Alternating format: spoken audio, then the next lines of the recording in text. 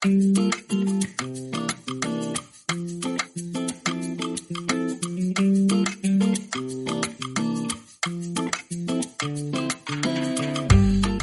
de los libros que guardo con mucho cariño en mi biblioteca es One Renegade Cell, un libro de Robert Weinberg. Este libro lo guardo porque, primero, el tema es muy interesante, es sobre cáncer, y segundo, porque está escrito por un científico al cual respeto mucho y admiro mucho, y se llama, como he dicho, Robert Weinberg. Con Weinberg tuve la suerte de coincidir un fin de semana en un rancho de Massachusetts, en la Massachusetts profunda, en un congreso, digamos, algo privado sobre cáncer, y lo pude escuchar en directo y pude charlar con él. Pero esa es otra historia. Su libro habla de una célula renegada, esa célula que rompe con lo previsto, que rompe con las normas y empieza a dividirse, empieza a proliferar y produce el cáncer. El cáncer probablemente sea la enfermedad humana más investigada. Como sabéis, se ha avanzado mucho, pero también queda mucho por hacer. Esto se debe a que el cáncer es una enfermedad compleja y, sobre todo, muy diversa. El origen y el desarrollo del cáncer es distinto en cada tejido y en cada tipo celular. Además, cada paciente tiene sus matices y sus variantes. Una tecnología reciente ha permitido detectar otra capa de complejidad, otro nivel de diversidad dentro del cáncer. Resulta que dentro de un mismo tumor, no todas las células son iguales. En un tumor, todas las células vienen de esa primera célula renegada, pero según se van dividiendo, se van diversificando, van tomando características particulares que las diferencian de sus hermanas o de sus primas hermanas. Unas células dentro de ese tumor pueden ser más resistentes que otras a la quimioterapia, o por ejemplo, dentro de ese mismo tumor hay células que tienen más potencial que otras para producir la metástasis. ¿Es esto malo? No. Cuanto mejor conozcamos al cáncer, mejor podemos combatirlo. Esta diversidad de células dentro de un mismo tumor se ha podido saber secuenciando el ADN y el ARN de células individuales de estos tumores. Es una técnica que en inglés se llama Single Cell Sequencing.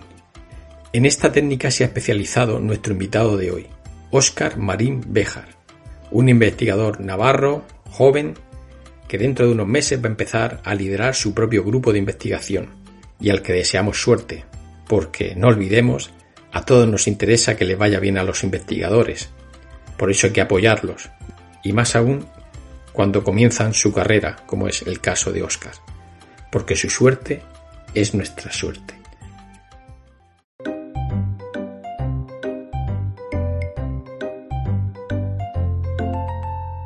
Raticos de Ciencia. Conversaciones con científicos y científicas. La ciencia, como la vida, se disfruta a raticos.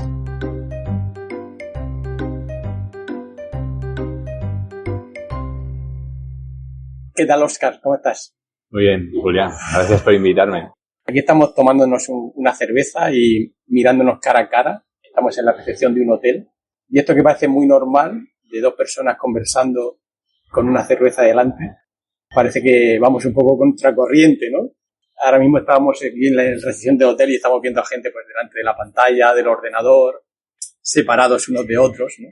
Y la verdad es que es un placer volver a esta normalidad de conversar y poder tomar una caña con gente. Y tenía muchas ganas de hablar contigo. Como te dije, mi idea es grabar unos pocos programas, a ver qué tal va todo esto.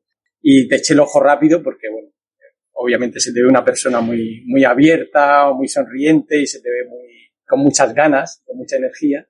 Y estás en un momento de la carrera científica que yo creo que es clave, que es el momento en el que haces la transición a un cargo ya de más responsabilidad, a llevar tu grupo, a dirigir tu grupo.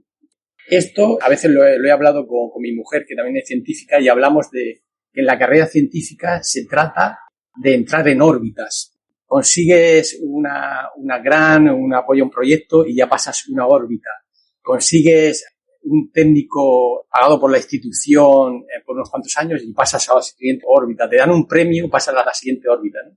Pero hay gente que realmente tiene problemas o mala suerte para entrar en esas órbitas y se queda ahí como que no acaba de entrar en el sistema, que se podría decir que como si fuera el sistema solar. Tú acabas de entrar al sistema solar, que es el sistema científico del país, en la órbita más lejana, y a partir de ahí te irás acercando. Entonces, mi primera pregunta era, ¿cómo te sientes ahora mismo?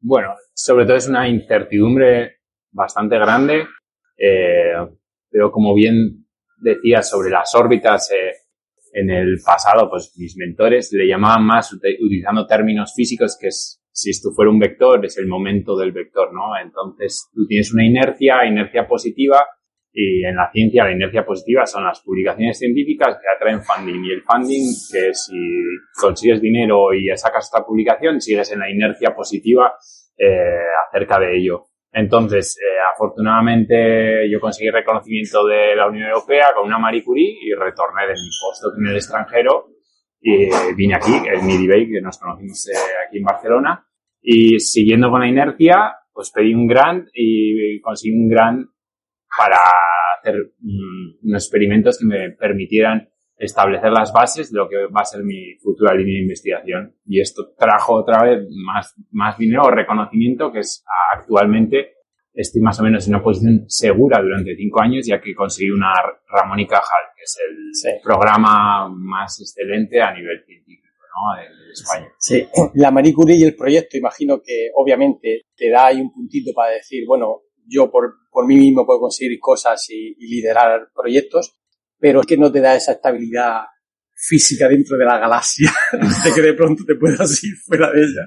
Y en cambio el Ramón y Cajal, en principio sí, aunque cada institución es diferente y demás, pero bueno, el programa Ramón y Cajal ya te da ese punto de decir, bueno, ya sabemos quién eres, estás aquí en nuestro sistema, y si te va bien en los próximos 5 años, que estoy seguro que sí, pues lo más normal es que consigas una estabilidad para seguir haciendo ciencia, ¿no? Y luego lo que comentabas también, sobre todo para no caer en el agujero negro que me escupa fuera de la academia, probablemente lo más importante es hablar con gente que es más senior y reclutar a la gente adecuada, ya que al principio tienes recursos limitados y entonces si no eliges bien, pues puede que no continúes en la academia y tengas que buscarte una alternativa, ¿no? ¿Esa es tu mayor preocupación? Esa es mi mayor incertidumbre a día de hoy, y porque no lo pensaba hasta hace poco, pero me he dado cuenta que estoy sintiendo, pese a no ser muy mayor, una brecha generacional. Entonces veo que la capacidad de motivar a la gente joven la empiezo a no tener, y yo aún conservo una estudiante de doctorado, Nina, que es brillante en Bélgica, y con ella sí había una sinergia buena, pero a día de hoy lo que estoy viendo en Barcelona me cuesta mucho, y eso que, como dice Nina, soy una cheerleader, motivar a la gente joven y ver que les guste lo de la academia, que sea algo altruista, que tiene que ser vocacional puro, y lo ven como algo más monetario, ¿no? Y si gano 1.000 o 1.200 euros, no me pagas lo suficiente para hacer todo lo que requiere una tesis doctoral. Claro. Ese es uno de los motivos por los que en realidad empezó la idea de estas conversaciones, ¿no? Hacer la ciencia o la vida de los científicos más atractiva, pues normalizando la vida de científicos, demostrar que bueno, que sí, que es una vida pues con sus altibajos profesionales, pero que en realidad somos gente feliz, somos normal y que disfrutamos mucho lo que hacemos, ¿no? Y entiendo lo que dice la preocupación de reclutar a la gente adecuada, porque al final la ciencia se hace en equipo y tú tienes a lo mejor 2-3 balas para contratar a alguien y claro, tú quieres al mejor equipo posible. Eso muchas veces no tiene por qué ser el mejor jugador posible, es que realmente todo mezcle bien, ¿no? Y que funcione bien. Y entonces esa me decía que era su mayor preocupación, pero ¿qué es lo que más te ilusiona de esta nueva etapa? Lo que más me ilusiona es iniciar una línea de investigación un poco continuista con lo que hice en Bélgica, en el postdoc en Bélgica, y sobre todo que tenga un impacto a corto o medio plazo en lo que son los pacientes oncológicos, ¿no?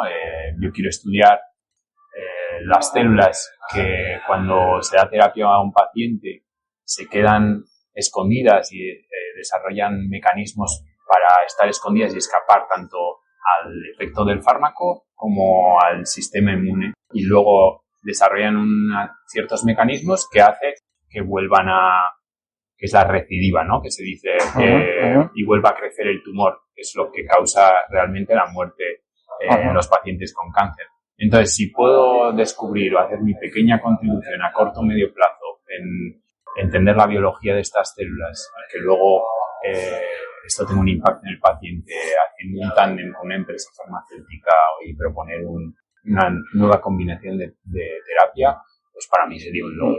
¿Y esto lo quieres hacer en cáncer de células sanguíneas? No, en este caso vuelvo a los orígenes, que es tumores sólidos, y de momento en Bélgica estableciendo unos modelos utilizando, ahora que está la peli de Avatar, son ratones Avatar que portan lo que es el tumor del paciente. Entonces tengo datos preliminares generando un modelo para aislar estas residual cells. El modelo es melanoma. Más específicamente es melanoma que tiene una mutación en un gen que se llama BRAF, que es más o menos el 50% de los melanomas tienen esta mutación. Pero esta mutación también está presente en pulmón, en colon. Entonces, igual lo que descubriremos o descubriremos en melanoma es aplicable a otros tipos tumorales.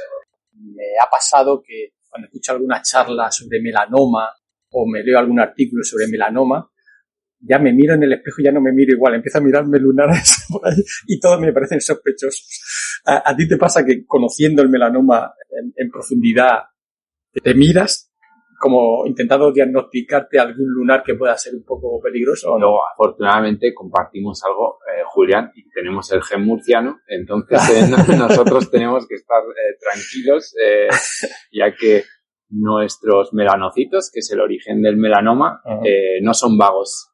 Entonces, cuando nos da el sol, producen pigmento y esto lo que hace es protegernos de lo que es la radiación.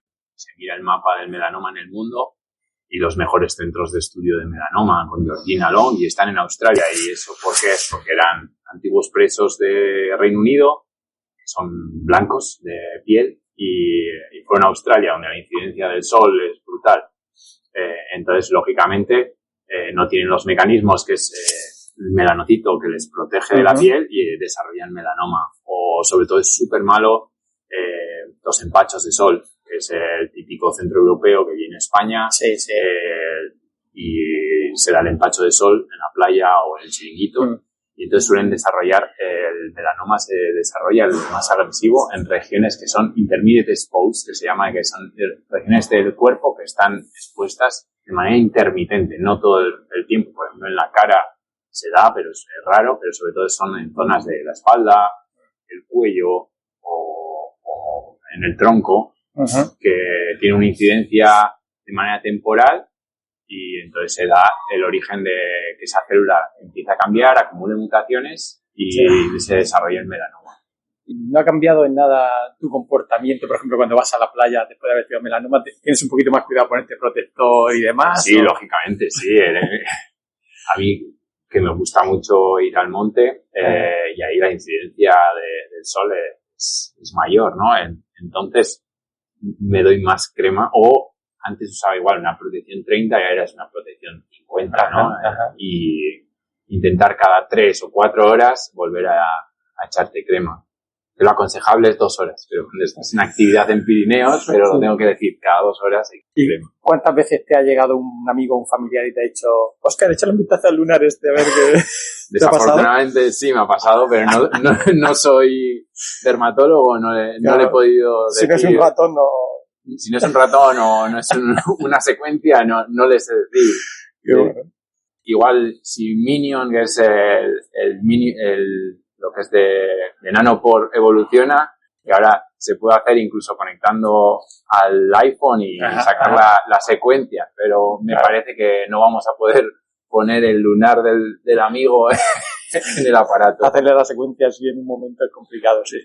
Me comentabas lo de que te gusta mucho el monte. ¿Qué le pasa a la gente de País Vasco y de Navarra con el monte? ¿Por qué os gusta tanto? Porque soy muy de monte. Y aparte, lo decís de una manera... Mi mujer tiene familiares en el País Vasco, ella nacida en Bilbao, y dicen, pues sí, hemos salido al monte. Y claro, yo entiendo salir al monte como un paseíto tal, y hostia, y ahora se han hecho un desnivel de 1500. Sí. Así han bajado y han estado 12 horas caminando. Yo creo que es algo asociado a la cultura y del trabajo. Entonces, no solo sales un paseo y te vas a echar una cerveza, sino que te tienes que ganar la cerveza o el almuerzo. Y es como una competencia no solo entre gente, porque normalmente yo cuando también he entrenado para no competitivo, o sea, no soy un Kilian Jornet, pero he hecho trail y esa interacción con el medio, el punto de evasión, que luego, así como en Barcelona disfrutas más en una terraza, en Euskadi o Navarra es más complicado disfrutar de una terraza porque suele hacer malo. Claro. Entonces dices, bueno, ya que me voy a mojar, me mojo con fundamento, ¿no? Y te vas al monte y, bueno, los planes de verano yo reservo de 7 a 10 días y no son extremos, pero la idea es, mi plan que pone en el Google Calendar es, lo tengo con mi pareja, compartís, Óscar va a hacer 3000, es decir, yo no voy, lo que comentabas, que no voy a dar un paseíto por el Valle de Tena en Aragón, sino nos hacemos la ruta programado, dónde voy a comprar la comida, a qué refugio voy a llevar, o si va a ser autosuficiente, que llevo yo la tienda, acampas a 2.500 y enlazas igual en un día 5 o 6 cimas de más de 3.000 metros. Bueno. Sí. Y lleva una logística que luego es aplicable a la vida del científico, porque tienes que planificar, que es hablar con tu colega, y luego cuánto compras, qué compras, dónde el agua, dónde la cojo, voy a potabilizar, no. Entonces todo esto hay que tenerlo en cuenta, y yo me he dado cuenta que me ha servido después para el tema de nuestra rutina diaria, ¿no? Que también tienes que planificar lo que es experimentos a un mes vista. Entonces esto te sirve a tener la plasticidad en la cabeza para hacerlo. Sí. Qué bueno. ¿Y qué ruta o qué 3000 recomendarías? ¿Cuál es tu favorito de Pirineos? A mí me gusta mucho el Possets, pero ahora gracias a Instagram se ha masificado. ¿En serio? Sí, entonces ahí hay unas colas brutales, pero probablemente igual un macizo que no es tan conocido como es el Gran Bachimala, que no está muy lejos, está en la misma zona, es en Aragón, y como hay menos gente, yo creo que me gusta más, sí. Más recuerdo que tuvimos una aventura ahí y íbamos a hacer toda la cadena, que no sé si eran 9 3000, y empezó a cambiar el tiempo, y claro, estás a 3000 y ahí cambia súper rápido, empezó a caer como unas bolas de granizo, y cuando nos quedaban 2 nos bajamos, y a mí me quedan de ese macizo, que son los picos de la Pez, me quedan por hacer, pero sí, tenemos hasta una tabla de Excel con mi compañero de piso en Pamplona, y él me lleva ventaja, no sé, yo creo que él ya lleva más de 200, yo no tanto. Hay como 300, ¿no? No, sí, no tanto. Ahora no recuerdo. Él lo tiene más controlado porque es el que mantiene la tabla de Excel. Yo voy de asistencia. Qué bueno. Pues, sabes que yo al Poset he subido con mi primo Ernesto, que él sí que es montañero de los de verdad, también de subir ahí grandes montañas y más. Y bueno, un día pues me llevó para allá, pero todo mucho más cómodo. Estuvimos durmiendo en el refugio y nada. Pues, ¿reformado ya o...? Bueno, no lo recuerdo, hace unos cuantos años, pero bueno, estaba bastante cómodo todo. Y luego salimos de noche para que no amaneciera por el camino. Y recuerdo que, bueno, decían que era muy fácil y tal, pero había un pasito... La Canal Fonda se llama. Hay un pasito así antes de llegar al pico que yo dije, pero ¿cómo? ¿Pero había hielo o no? No era. Yo cuando subí era verano y la Canal Fonda, como es sombrío, siempre hay hielo. Entonces, hay veces que se hace fresco, hay que ponerse incluso crampones, ¿no? Que esto también, asociándolo a la ciencia, es importante ver cuáles son tus retos y qué herramientas tienes que llevar, que los accidentes que ocurren actualmente en la montaña, gracias a Instagram, que todo lo ha hecho accesible, es que la gente no va con la herramienta necesaria, que hay veces que vale que alguien se saca una foto en un pico, pero igual hace falta llevar un piolet y unos crampones por si acaso. Claro. Bueno, yo me sentía seguro, ya tío, porque mi primo es de los que ha subido al Mont Blanc en 24 horas, subir y bajar y tal, y como tú pues planifica todo. Y bueno, yo me sentía seguro cuando él iba adelante, yo iba detrás. Pero claro, recuerdo llegar a un paso que él pasó como si nada, y yo digo, ¿pero esto qué es?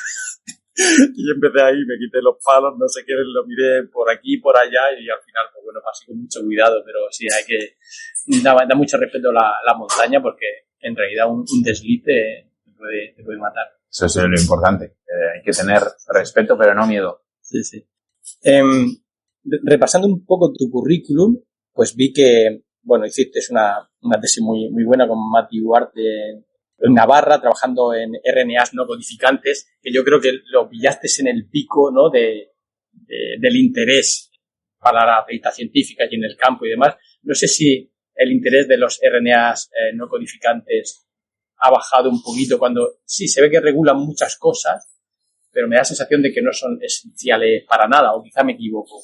Y yo creo que lo que ocurrió en el campo, como también ocurrió en el campo de los microRNAs unos años antes, era que hubo muchísimos artículos descriptivos, ¿no? Entonces, no había consistencia. Es decir, encuentro en ese momento en la célula que hay una sobreexpresión de este long non-coding, ¿vale? Pero me tienes que decir si es relevante o no. Y esto es algo que aprendí, pues la ética a nivel de trabajo en el laboratorio con Maite Duarte, que es muy robusta y le gusta hacer las cosas bien, y es siempre hay que hacer una inhibición o un knockdown, decía ella, y una sobreexpresión y ver qué impacto tienen las células.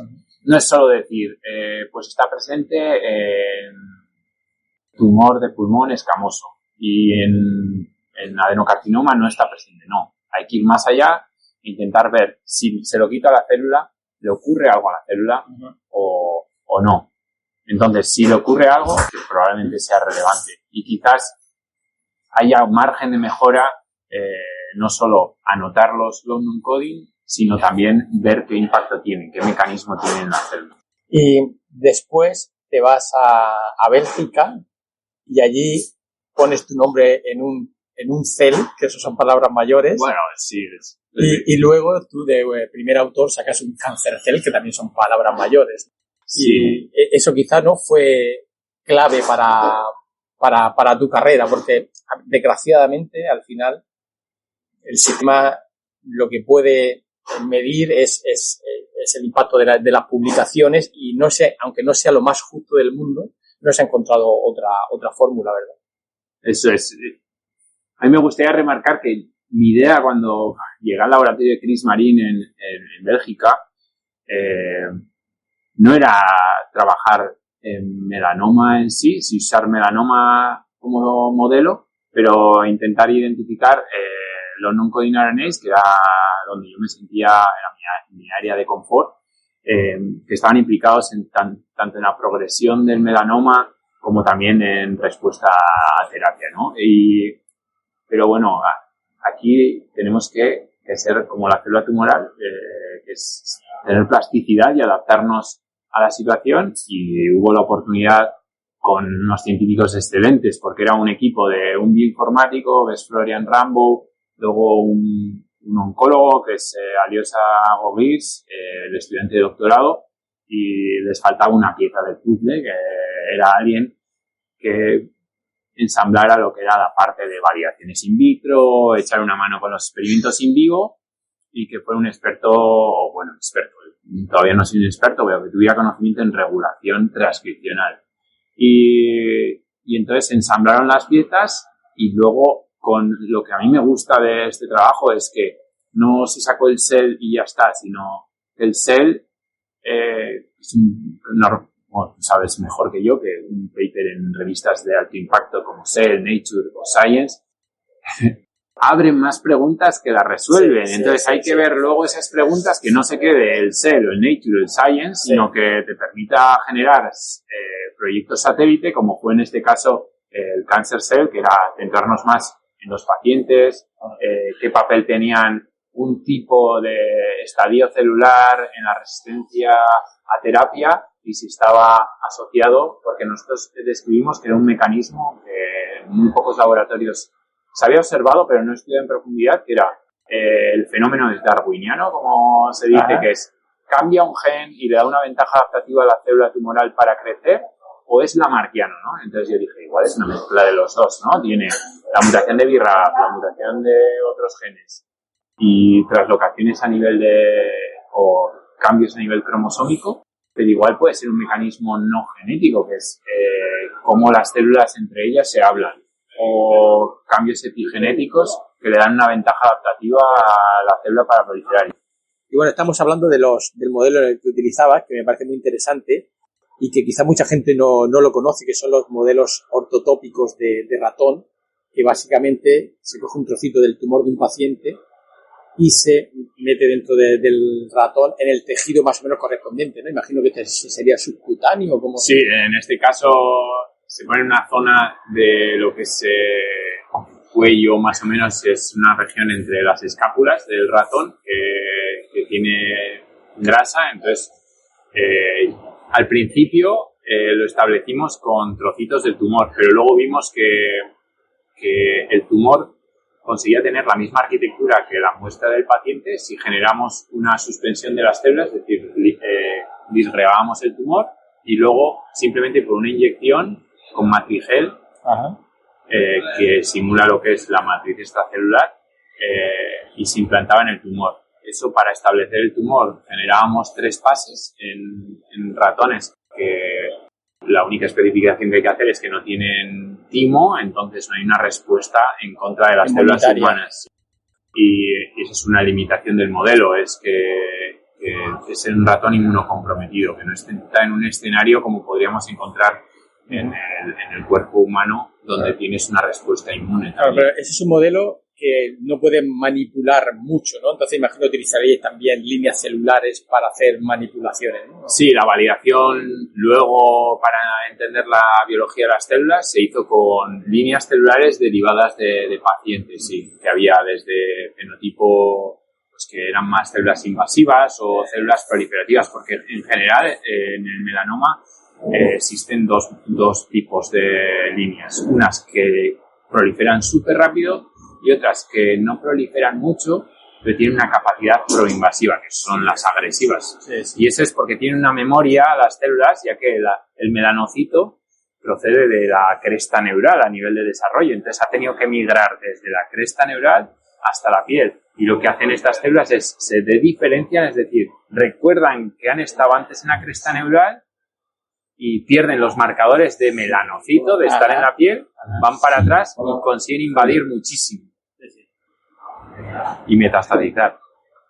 Decías que estuviste en Bélgica como 2 o 3 años en Gante, ¿no? Eso es zona de flamenco. Es Lovaina, es flamenca, la ciudad es Lovaina. ¿Y aprendiste algo de flamenco? ¿Tenías algo de necesidad? La verdad es que la idea al principio era aprender algo y luego todo el mundo allá sabe inglés y me centré sobre todo en el desarrollo a nivel científico y como decía ahí en inglés, I live in Leuven, but the lab is my home.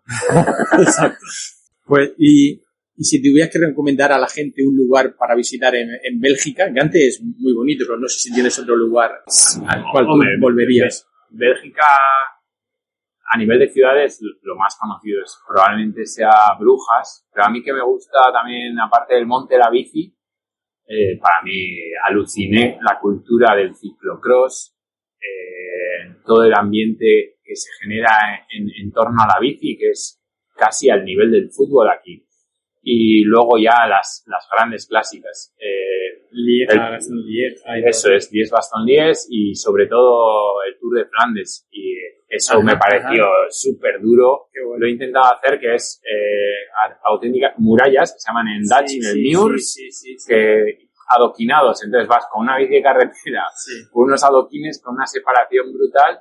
Y es muy duro y la verdad es que ver a los ciclistas que son bestias, son súper pesados y lo pasan que parece que van flotando por el adoquín. Sí. Nosotros estuvimos viviendo en Amberes un tiempo, una historia ahí un poco extraña. Yo trabajaba en Utrecht, mi mujer trabajaba en el sur de Holanda y decidimos vivir en Amberes. Y estando en Amberes fuimos a ver la Lieja-Bastogne-Lieja, y coincidió que fue un año que la ganó varias veces. Que ganó Valverde, que es mi paisano. Y lo recuerdo con mucha emoción. Era cuando llegaban a la meta tenían que subir una cuesta enorme y había una curva a la izquierda y ya la red.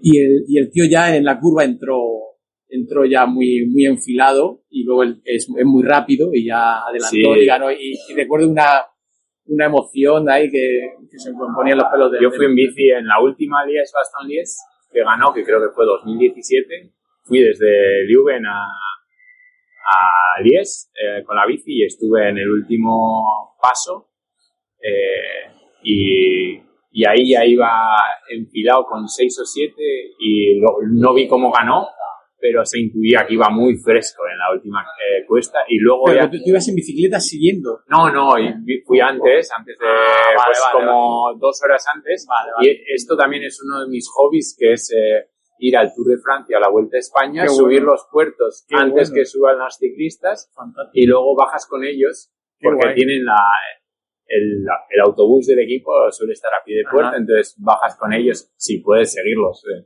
Ahora ya, desde que me rompí la clavícula en Bélgica, ya no bajo como antes. ¿Y tienes una bici de carreras? De carreteras, De sí. carreteras, sí. La Sí, compré. claro, decíamos bici de carreras.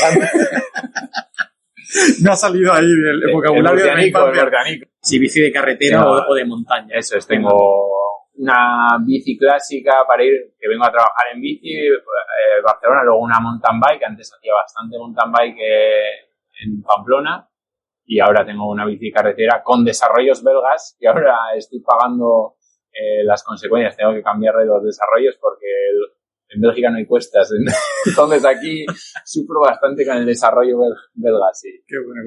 Me gustaría que me contara otra vez una anécdota que me contaste en algún momento de que tuviste que recoger a una persona muy importante, un científico, y llevártelo a un meeting corriendo. No recuerdo el nombre. Yo veo que tú tienes muy buena memoria para todos los nombres de científicos. Sí. Y que creo que era una persona que tú admirabas también, ¿no? ¿Cómo fue eso? Sí, pues la persona es John Ring, que mi mentora o supervisora de tesis hizo el postdoc con él en el Broad Institute. Entonces organizaban un meeting en la Universidad de Andalucía en Jaén, en un pueblo chulísimo que es Baeza, y él venía de otra conferencia de Estados Unidos y perdió el vuelo. Entonces yo era joven, no sé, tenía 26 o 27 años y me dijo mi jefa de tesis: Óscar, te quedas con un coche y lo llevas a John a Baeza. Y claro, normalmente alguien de 26 años con lo que nosotros llamamos los popes, lo que son los papas del campo de RNA y cromatina, se arrugan. Y yo lo vi como, es una oportunidad de estar en un coche 4 horas, que luego fueron menos porque me empujaba para que fuera más rápido, de estar con él, y no todo el mundo puede estar 3 horas a solas con John Ring en un coche que... ¿Y el tipo estaba receptivo para conversar? Sí, es súper abierto John, y sobre todo yo lo había conocido el año anterior en otro meeting y no paraba de repetir "This is the new Oscar, you're gonna fly". Y yo le decía, pero ¿por qué dice esto? Y estas cosas que te dicen alguien que es más senior que tú en ciencia es súper importante para las generaciones jóvenes, porque ese comentario que te haga John Ring, pues a mí me ha ayudado para creer en mí mismo y decir, ¿por qué no? ¿Por qué no Óscar Marín no puede intentar pedir grants y conseguir grants o mandar un paper, como has dicho, a Kansas, ¿no? No soy John Ring, pero a lo largo de mi carrera pues he mostrado que es posible, ¿no? Y es siempre creer en ti mismo, pero con humildad suficiente para hacer una ciencia de calidad, ¿no? Y al final el trabajo da sus frutos, porque esto, como bien sabes, no es alguien brillante que tiene una idea peregrina. Como bien me dijo John en el coche, a la suerte hay que acorralarla, decía, que tienes que probar muchísimas cosas. Qué buena, hasta que encuentras el factor o la condición que hace ver una observación que antes alguien no había hecho. Qué buena. Me quedo con esa frase de que a la suerte hay que acorralarla. Lo que dice es muy, muy importante. Yo creo que muchas veces, conforme nos vamos haciendo más mayores o más senior en esto de la ciencia, no valoramos el impacto o la influencia que podemos tener en la gente a nuestro alrededor con comentarios que a nosotros nos parecen que no son relevantes, pero que para ellos les puede o animar o desanimar, ¿no? Y son comentarios que realmente a veces tenemos que reflexionar un poco, ¿no? Porque a veces somos demasiado negativos hablando de nuestras cosas y tenemos que ser capaces de transmitir las cosas buenas. Hilando un poco con esto, también me contabas que también tuviste un chute de adrenalina y de ánimo cuando conociste a Moreno Mateos en un congreso en New México, ¿no? En Estados Unidos. Santa Fe, sí. ¿Cómo fue aquello? Sí, yo recuerdo que le dije afortunadamente estaba en un laboratorio en Pamplona, pero con funding suficiente, porque la Maite Huarte es súper exitosa y tenía una ERC Starting Grant. Entonces le dije, si sacamos un artículo este año, me voy a un Keystone, porque ella siempre hablaba de los Keystone Meeting, que suelen estar organizados en un resort de esquí, como algo alucinante a nivel científico y también te permite interaccionar con gente pues como John Ring, que también estuve con él en este meeting. Entonces le dije, si sacamos este artículo, me voy a un Keystone. Y el Keystone de RNA era en la mitad de la nada, bueno, para llegar de Pamplona a Santa Fe, creo que me costó 22 horas o algo así. Y ahí, pues me vio que estaba solo, More, un científico que ahora está en Sevilla, pero entonces estaba en Yale, en el laboratorio de Antonio Giralde, que es uno de los, a nivel de España y probablemente del mundo, que hace CRISPR in vivo. Él usa modelos y grafis, y para mí, pues esto sabía que era el CRISPR, pero yo lo usaba in vitro, me parecía aquello, y entonces empezamos a hablar, y también hablando con Mori me decía, vas a llegar lejos, y yo decía, si estoy en tercer año de doctorado, y ¿cómo lo puedes saber, no? Y a lo largo del tiempo no hemos vuelto a coincidir, pero intercambiamos emails, y igual me dice, yo ya lo sabía, o yo ya te lo dije, ¿no? Qué bueno, qué bueno. Y ese feeling que tenga algo con una ilusión y luego que tiene ideas peregrinas, a mí era muy motivante, ¿no? Yo decía, este es el tipo del típico científico que yo me quiero parecer, ¿no? Y la verdad es que los meetings para nosotros o congresos es donde vuelves al laboratorio con un montón de ideas nuevas y ganas un montón de motivación, ¿no? Y el siguiente paso será reclutar estudiantes. Bueno, pues ya sabes lo que tienes que hacer en cuanto los reclutes, en cuanto tengan algo para presentar, mandarlo a congresos, porque realmente yo también lo creo, ¿no? Que vienen muy, muy motivados y al final lo tienen que ver ellos con sus propios ojos, ver que su trabajo hay gente a la cual le interesa y buscar referentes también en los congresos y demás. Entonces yo estoy convencido de que los congresos presenciales son muy importantes.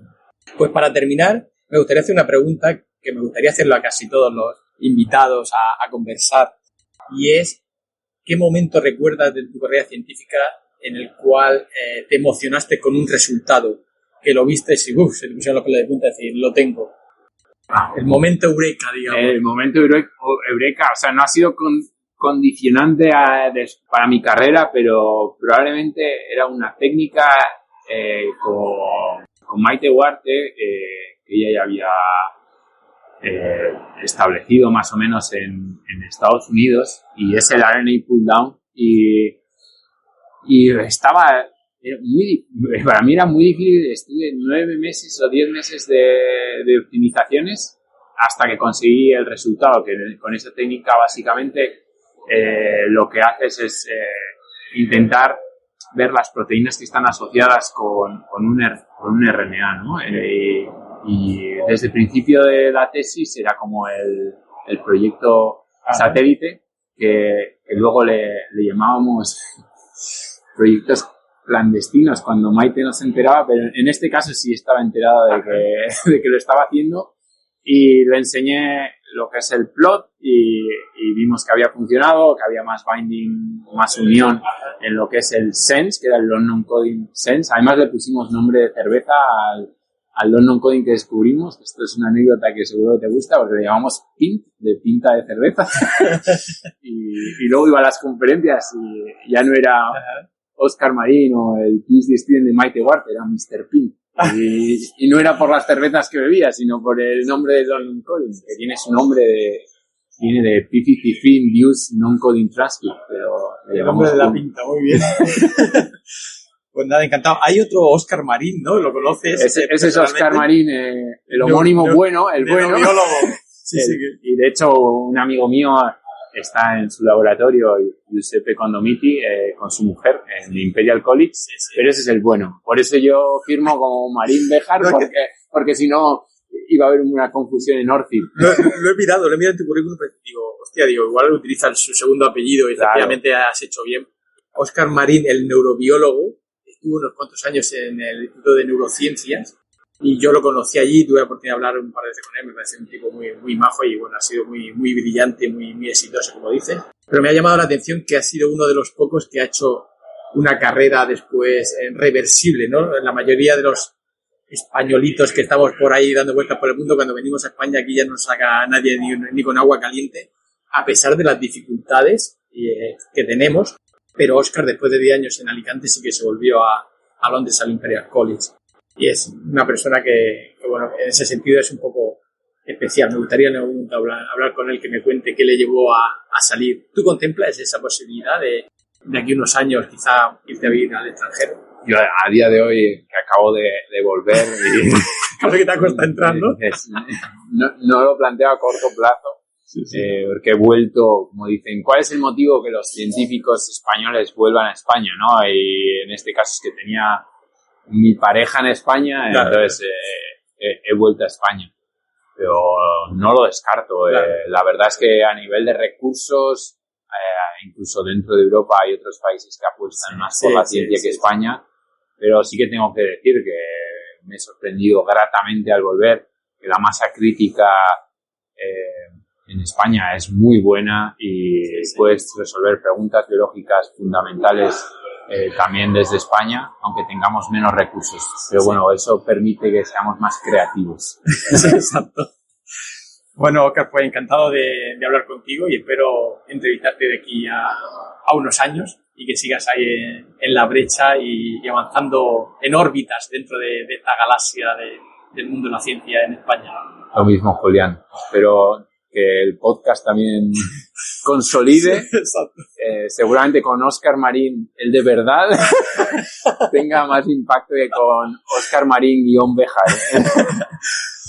Muchas gracias. De nada.